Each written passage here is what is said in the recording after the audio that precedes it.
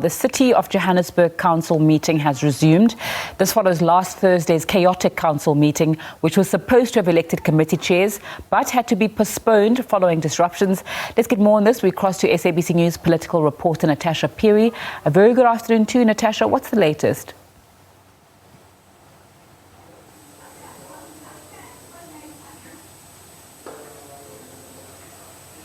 Very good afternoon to you, Natasha. Just give us an update from council there. And of course, to our SABC viewers, council has just resumed right now. Shortly before that, we saw some EFF councillors going into council chambers. And of course, right now, I'm actually standing with the COPE's chief whip here in the City of Johannesburg Council. This is the second sitting of the year. Like you cited, Nzinga, last week, Thursday, we saw council, descending into chaos. It was supposed to be the election of the chair of chairs and the chairpersons to head up the Section 79 committees. But of course, the ANC and the EFF wanting that process to be a secret ballot, the DA saying that it is not possible.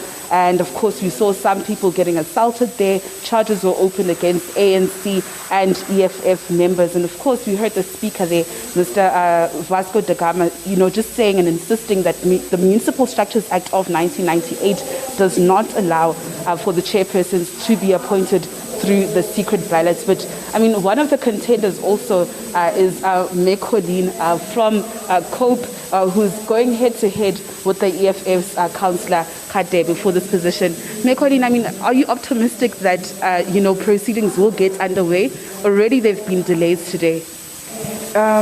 Good afternoon to the viewers, and thank you for the interview. We are hopeful that we will get to the voting process. Obviously, we have to sit through these disruptions and the delayed tactics. We have seen a second caucus being called.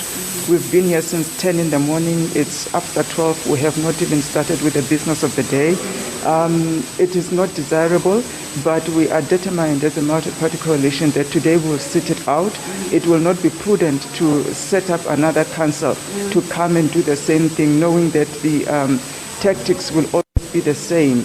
The opposition, which is the ANC and EFF, do not have the numbers. The only thing they can do is to delay and to cause these disruptions. So we are determined that we'll sit it through. We've got enough security to ensure that we are all protected. There will not be violence against anybody today. And with that in mind, we are psychologically safe and secure, and we are willing to sit it through until midnight if we have to. Yesterday there was a press briefing that the multi-party coalition, members actually held, and the consensus, what came out of the briefing was that if council does not sit today, you're taking the matter to the courts. We also know that now the ANC has actually written to the MEC of Copta in the province, Mr. Lebogang Maile. How do you see these things panning out? We will take it to the courts, that's for sure, if it gets disrupted again, because it is unconstitutional what is happening, and it is within our rights to do so, and also in protection of the citizens of this city. I think they deserve better.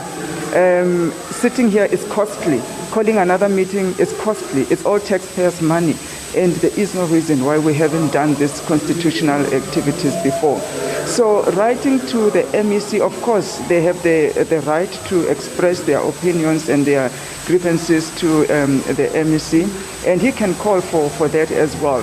However, there are council processes and rules and procedures that allows for dissenting voices, within the prescribed structures before it can escalate to the MEC. And we just felt they could have exhausted the rules that are provided for within instead of disrupting council. And then, in hindsight, want to write to the MEC for intervention.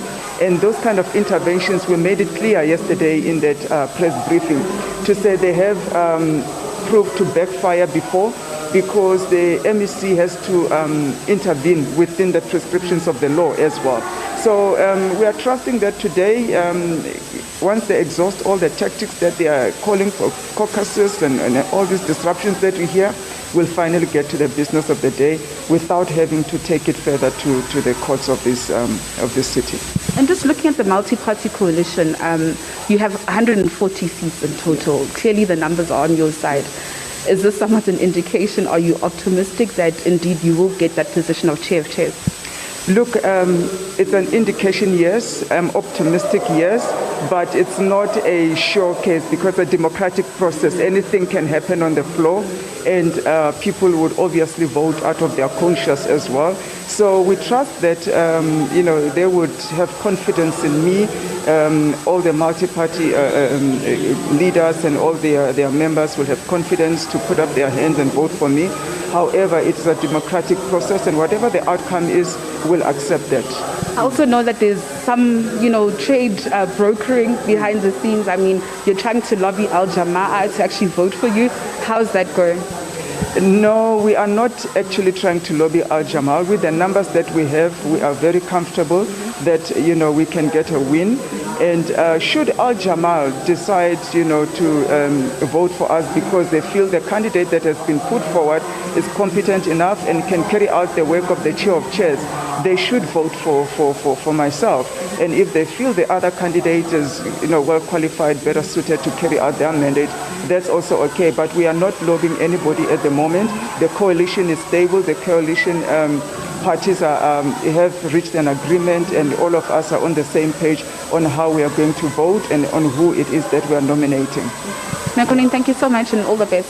Thank you. Thank you. Of course, Nzinga, that was Mekolin, who is the chief whip of COPE, who's also vying for the position of chair of chairs against, the EFF's councillor Hadebe. And of course, like, we've indicated earlier on when speaking to Mekolin, the multi-party coalition has about 140 seats, which is actually more than the ANC and the EFF combined. And, like she said, she does, somewhat seem optimistic that she will be voted in as chair of chairs. But just also to talk you through, security measures. Security has been beefed up outside here in Zinga following what actually happened last week, Thursday. And of course, lots of security personnel in and around the council chambers. We've also been told that no water bottles are actually allowed because last week, Thursday, we saw those scenes where water bottles were flying throughout the council chambers.